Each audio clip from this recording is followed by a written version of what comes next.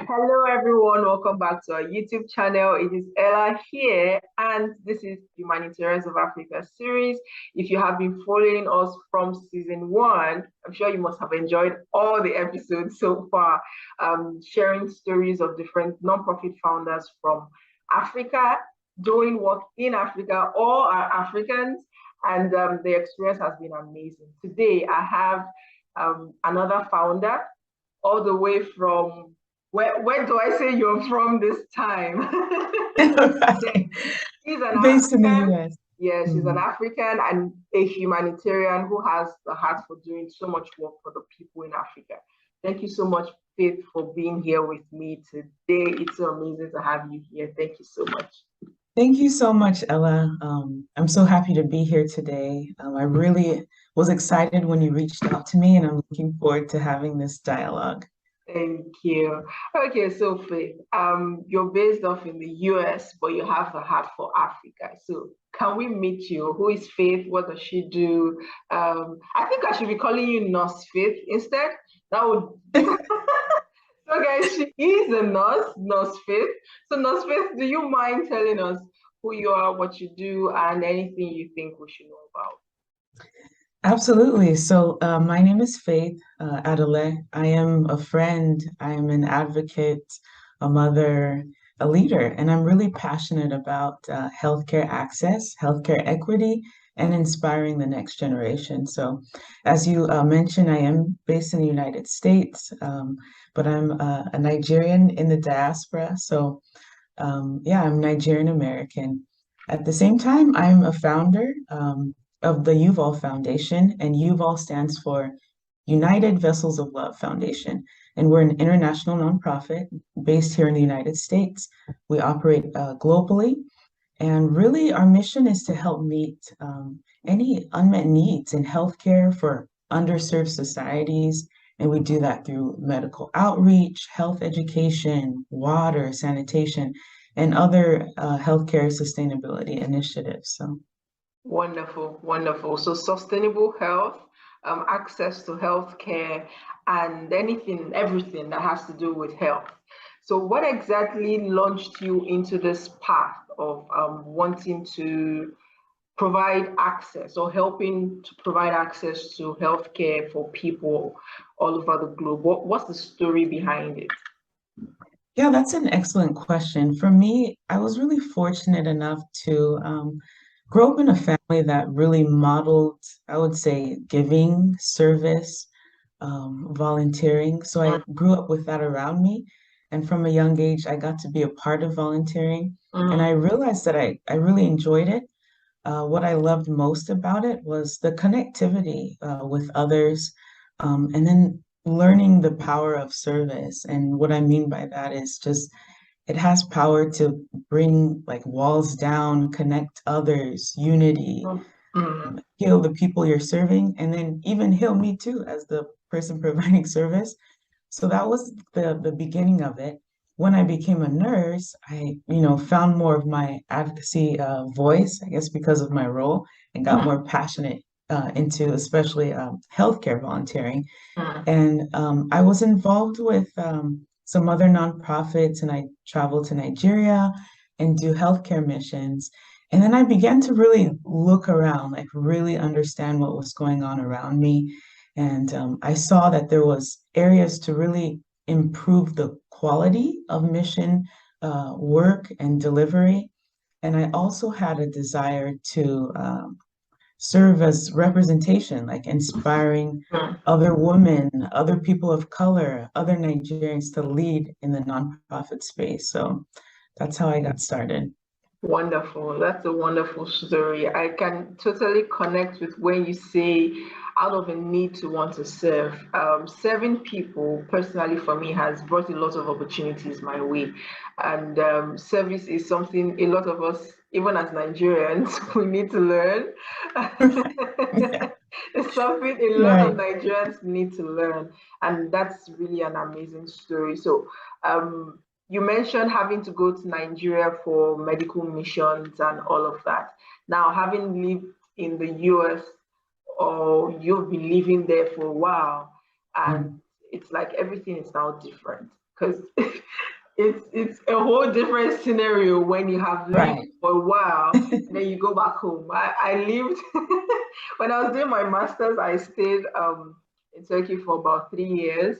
And then when I went back home, just 3 years, just 3 years. I couldn't It's differently, right? Yeah. cope. It was crazy. But um, what was the experience for you having to leave what you used to and then go Mhm. back home to want to help people? I know it must have been a mixture of everything. Um, Yeah. tell us about it. How was it? It was a mixture of emotions. You hit the nail on the head there. For me, I've actually been kind of going back, I guess, to Nigeria from a young age and Mm, often since like the age of 3. So I felt, of course, I was comfortable, I guess, being home or in my environment. But what was different is, like you said it, I went to higher education, got more schooling, education. And this time when I went back, I went into the interior. So I wasn't, at my family house or auntie's house, mm, just chopping chicken and having fun at Christmas. But I went into the interiors and really felt, I guess, the part of the people. But mm, then with the knowledge that I had, I felt like, even though I'm coming here for service with this great organization, there were things that I noticed that just weren't right from an ethical standpoint that I felt like even though we're coming in the name of service and humanitarianism, I saw kind of maybe a darker side of NGOs of that. When you go into some of these interiors, the government may or may not know that you're there. Maybe they know, maybe they don't mm. care, but there's not a lot of regulation that happens. Yeah. So I think a lot of people go into things naively, just feeling like I'm going to help these people, but is it okay, for example, like to consent a patient to do a surgery that they don't fully understand the implications? Mm, You don't have the emergency equipment, mm, or, maybe in the Western world, we would be using general anesthesia, put them to sleep. But since we're in this rural village, that's okay. We'll give them an injection. mm, And, so there was a lot of that. And the folks that we were helping, of course, they were like, yes, do this. I want to do this. But when you speak to them more, they would feel like, well, I don't know when you guys are coming back. I don't know when I'm going to have this opportunity. And so it didn't necessarily make it right just mm, because it was free or we were providing access. So that's something that really stuck with me. mm, I can really imagine having to be in that kind of situation and looking at Yeah. it from the point of view of the people, they actually do not know when you're coming back because they do not have access to healthcare. And that is really saddening to see that they are open to anything and everything just because they need help. It's a saddening situation. And that leads me to my next question. So, from your experience, what do you think are the gaps in the Nigerian healthcare sector? I know there are a lot of things, but then, Absolutely. Yeah. but Yeah. then what gaps do you think at the moment that are like the urgent pressing things that need to be solved? There are so many, as you have said. And at this point, I would say even globally, they're kind of glaring in our face, right? Mm, Like some of the basic needs that you've always providing, just basic healthcare or basic things like water, they don't have it, mhm, or even food to eat. People are starving or mm, having issues with malnutrition and diseases that have been eradicated elsewhere. The healthcare delivery system is burdened because there's not enough staff. The staff that we do have, they're tired, they're burnt out. And I've seen this firsthand on ground, mm, underpaid. I think a lot of us know what the problems are, mhm. but I would love to use this opportunity to talk about the importance of really focusing on solutions. Yeah. One thing that I've learned as a nonprofit founder, and being Nigerian as well, coming back to Nigeria, is that we really have a huge voice, empowered to do a lot together. Yes, on our own, but together. As we know, Nigerians in diaspora, pretty much everywhere are excelling and doing well for the most part. And one of the biggest issues, I think, or opportunities rather, is that we need to come together and unite. And instead of focusing on the issues, the government isn't supplying this, we don't Mm, have this. Let's look at what we can do together. And in private sector, in with people in diaspora, with individuals, and also in tandem with some government officials, and we can really move the needle. mhm. So yeah, I just would love to, I guess I appeal to Africans and Nigerians and say that, hey, there's a lot that we can do. I'm a nurse, a young person that had no idea about water, sanitation, how to set up, things with drilling rigs and all of that. But through connectivity and unity, we can really go far. You're right. You're very right. Having to focus on the problems isn't the right way to go because we all know what is lacking and what loopholes are there in the communities and in the whole sectors. In fact, not just health, because all of the different sectors work hand in hand to make each other work. So if health isn't working, education wouldn't work. If education isn't working, the others wouldn't work. So yes, solutions is what we should be looking at, coming together most especially. Um, yeah. So your non-profit journey, how has it been? A lot of non-profit leaders stumble into the whole, wanting to help people thin, and they do it out of passion, without Mm. experience, without knowledge, and some people get overwhelmed and burnt out at some point. How has it been for you so far, running an organization that helps people all over the world, and even having to work in the health sector because it can be really, really tasking, I've worked with breast cancer foundations, sickle cell foundations, and when you hear stories, you break down and cry sometimes. And Absolutely. it is difficult. So, what's your experience? How has it been for you? Yeah, you're right. It is a passion that drives us into this work. Even being a nurse, I would say it's passion that drove me to it. But definitely just a commitment and love to stay in it this long and have longevity. As a new nonprofit founder, when I first started, I think a lot of the challenges where you kind of touched on it, just having access to information and resources, because you're essentially setting up an organization, a business. It's more than just like, oh, let me go and hand out this or that, but you're managing people and systems and making sure that you're doing it the right way and really, providing long-term impact. So yeah, for me, it was like trying to identify mentors early on. It was very difficult for me, or just folks that even looked like me or were doing the same things I was doing that I could relate to. They could relate to me, Mm, and so it was one of the things that I wanted to change. And so even now, as a founder, we've set up an ambassador program to kind of mentor others that are interested in this field. mm, The yeah, the other challenge that I wanted to mention was also being a woman, like an African woman practicing leadership in Africa.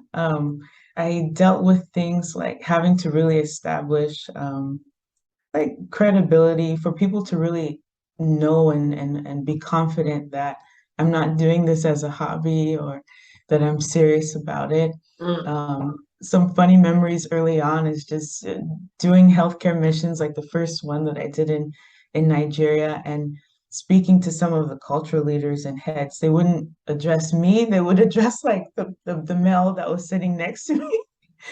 That may have just been sometimes someone accompanying me or a driver interpreter, but so that was a huge hurdle to get over too. Mm. I can imagine what it meant. All of those traditional leaders sometimes they're so ridiculous, and to see that they still hold dear all of those, It's crazy, but I can really imagine what that meant. At least you didn't have to face the issues with all the what they call them agberos. Oh, Out. right. But then, yeah, I can imagine what that meant for you. And so now talking about your organization, what are the programs that you champion within the organization, and what's the impact that has been made so far? Sure. So, Yuval really practices here in the United States and in Africa. So, here in the US, there are a few states that we really focus on community health, targeting especially those experiencing homelessness or food insecurity. Mm, So, we do have some street medicine, we call it programs, where we wonderful. meet people right where they are, providing some basic needs. Sometimes it's wound care or medications, screenings, and then connecting them with local clinics or resources or social services that they need. And then in Nigeria, we have been doing our medical missions since 2016, Wow, primary health missions, surgical missions, and our WASH program, water sanitation. And then we're also in South Africa as well. And there, our focus really is empowering a woman and the girl child. And we do that through education about gender-based violence and other topics like women's health or period poverty and that sort of thing. wonderful. So you're in the US, you're in South Africa, and also in Nigeria, and hoping to expand to other regions. How are you able to manage the diversity in not just culture, but people that you get to deal with, locations, time zones, all of that? Right. That's How are excellent. you able to manage all of that without being there in person? Really, it's been a team effort. Mm, I'm as only as great as my team is. I think collectively we shine very well together. mhm, And I've been fortunate enough, Uval is completely volunteer run. So mm, it's volunteerism, everything from our governance to coordination, service delivery, and our fundraising efforts too. So what we've been able to do is just set up teams with different focuses in each areas. And we do our best to make sure that team is comprised of people from that geographical location mhm. because they know all about it. So our Yeah. operations in Nigeria, for example, are led by Nigerians that live and work in Nigeria. And of course, we work with them, but we find that it just makes sense. It's a Mhm. win-win for all of us. Wonderful. So having to leverage on the resources, human resources that are already there, so the people, that really makes sense, makes things easier actually. So moving on to resources, you mentioned resources, working with people. How have you been able to garner resources and support for your work? Now, based on the different regions, it might be difficult to convince Mm. people that you're actually going to be doing what you say you do because of the whole stereotype surrounding the nonprofit industry. So, how have you been able to bridge that gap and get resources? Yeah, well, I'm really proud to say that pretty much 85 to 90% of our funds really come from the public. So just people like you and me, just that have a heart and a belief in Yuval. And it really started with just kind of doing what you said you're going to do. And being transparent with Yeah. your followers, your supporters, carrying them Mm, along with the story, giving them insights. Sometimes, that's pictures, videos from the field on ground, and just presenting opportunities for people to be a part of our work has been a really great strategy for us. We do have fundraisers that we work with here in the US, and that's our ambassador team. They help to raise awareness about what we're doing and funds. And then also just kind of really connecting. There are things that really help us to be successful that aren't necessarily monies. It's mhm. logistical support, it's Yeah. security, especially within Nigeria. Yeah. For example, in Nigeria, the Diaspora Commission played a pivotal role the last time we were there. Mm. So the last time we were in Nigeria was last year, very different from the previous years, because as we know, insecurity is a huge problem. Yeah, So, fighting you now. know, yeah, so they were really kind of a lot of our eyes and ears on ground and making sure that we were safe. So, Mm. Mm. example. Wonderful, wonderful. Spot on having to carry the supporters along every step of the way. I think that that's something that a lot of non-profit leaders are lagging behind with. Mm. So you get money and support, whatever sort of support from people, and that ends the conversation. And the conversation Yeah, kickstarts when next you want to ask for something again. And I keep preaching, do not do it that way. That's not the way to go about it. You're not able to build credibility and confidence in the work that you do. So spot on that. So finally, before I let you go, are there any specific programs or any fundraisers or any events you need support on that people can actually chip in? sure. That's a great question. So, right now, we're really promoting our Project Wash campaign, Mm. and Project Wash, or WASH, I would say, really comprises of three interconnected facets, which is water access, sanitation, and health hygiene. So, and research really shows that WASH programs can really help with disease reduction and or just even eradicating waterborne illnesses. So really, we're trying to raise awareness about water, sanitation, and security in Nigeria, particularly. That's where our WASH program is, and also trying to raise funds. So we're actively just drilling solar-powered boreholes and helping to rehabilitate latrines. And beyond that, beyond just providing, something that wasn't there, the WASH program is also about education and skills and training for communities so that when Yuval is not there anymore, a community has the capacity to Mhm. just, Being on your own. Mhm. yeah, Wonderful, wonderful. So, guys, you have heard from Faith today. Um, Donations are needed, volunteers are needed, resources are needed, everything needed to provide for the people in Nigeria. As you all know, I am a Nigerian and I'm a very strong advocate of helping us back home because we need as much help as possible. And it is with people like you and I that we're able to solve the problems that our government isn't ready to solve for us. So if you're a Nigerian in the diaspora, we're looking up to you to come back home to solve problems like this for us. So thank you so much, Faith, for being on this session with me. I really had an amazing time. This is the calmest record oh, wow, I've ever had, and it's so awesome. soothing. It's so, Thank you. it's Thank so you so much. soothing, and I loved it. I loved it. Thank you so much, everyone. So please share this video. Someone on your timeline may be wanting to support.